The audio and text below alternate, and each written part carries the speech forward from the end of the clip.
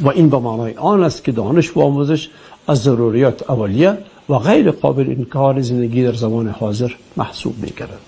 از این منظر شک و تردید و یا کوتاهی در آموزش و کسب دانش نشان آشکار بر عدم فهم از زندگی پیچیده انسان معاصر و ضرورت‌های آن است. انتظار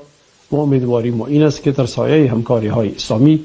با بدیهی محسوب شدن آموزش و فراگیری علوم روز در تمام کشورهای اسلامی و خاصتا کشور ما افغانستان ضرورت تعلیم و آموزش بیشتر از پیش مورد توجه قرار گیرد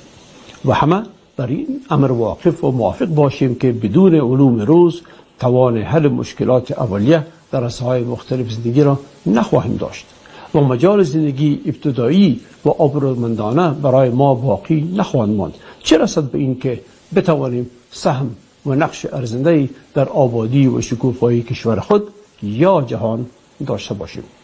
جا دارد از موضع‌گیری کشورهای اسلامی، سازمان همکاری اسلامی و سایر مراجع و مراکز بزرگ جهان اسلام در حمایت از آموزش همگانی برای مردم افغانستان و خصوص آموزش دختران سپاس و قدردانی نمایم. امیدوارم تا تحقق این خواست حیاتی و دستیابی مردم افغانستان به این هدف متعالی این حمایت ادامه یابد.